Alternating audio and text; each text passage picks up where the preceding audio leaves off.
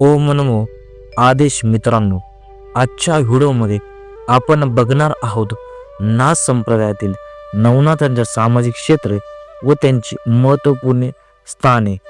कलियुग हे हिंदू धर्मातील 4 युगापैकी शेवटचे युग आहे, जे दुर्गुण, स्वार्थी आणि असंतोषाने वैशिष्ट्यीकृत आहे.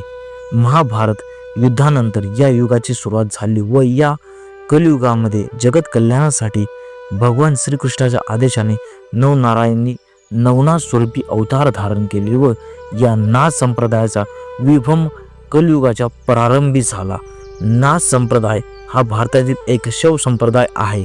नाथ या संज्ञेचा अर्थ रक्षणकर्ता अथवा स्वामी असा होतो.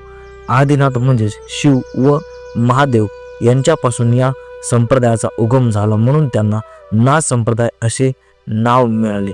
अवतार व कार्य पूर्ण झाल्यानंतर शके 1000 वर्षापर्यंत नवनाथांनी या पृथ्वी तलावरती समाधी घेतल्या असे वर्णन नवनाथ भक्तिसार या ग्रंथात आलेले आहे. तर कोणत्या नाथांनी कुठे समाधी घेतल्या आहेत हे आता आपण व्हिडिओद्वारे बघूयात.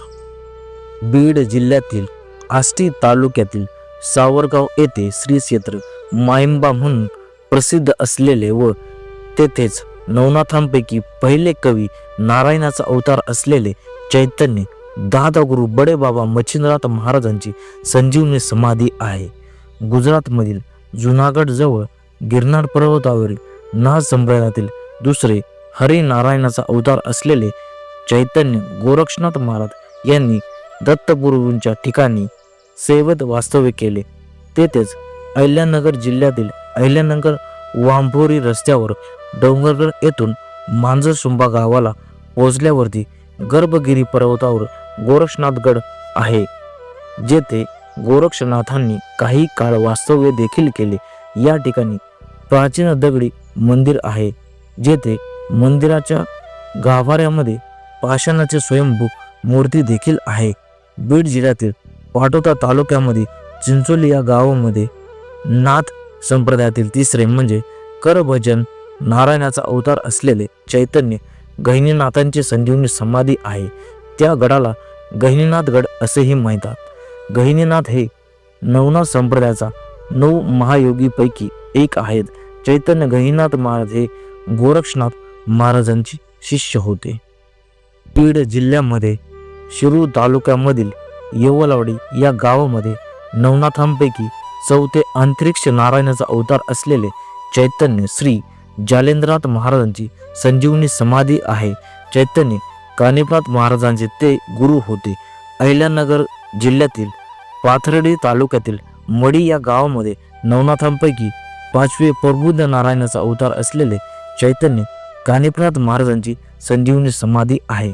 फाल्गुन पद पंचमी म्हणजेच रंगपंचमी या दिवशी नाथ महाराजांच्या समाधी दिनानिमित्त येथे खूप मोठी यात्रा भरते व यात्रेला देश विदेशातून भक्त परिवार दर्शनाचा लाभ घेण्यासाठी येत असतात. परभणी जिल्ह्यामधील गंगाखेड तालुक्यातील हरगुळ या गावी नाथ संप्रदायाचे 6वे दुर्मिळ नारायणाचे अवतार असलेले चैतन्य बद्रीनाथ महाराजांची संजीवनी समाधी आहे. सांगली जिल्ह्यातील खानापूर तालुक्यामध्ये विटे गावी नाथ संप्रदायाचे 7वे चमस नारायणाचे अवतार असलेले चैतन्य रेवणनाथ महाराजांची संजीवनी समाधी आहे. या मंदिरामध्ये आजही नाथांच्या स्वयंभू दगडी शिरा असलेले आहेत. लातूर जिल्ह्यामध्ये चाकूर तालुक्यामध्ये वडवळ या गावी नाथ संप्रदायाचे 8वे अवीरहोत्र नारायणाचे अवतार असलेले चैतन्य वटसिद्ध नागनाथांची संजीवनी समाधी आहे.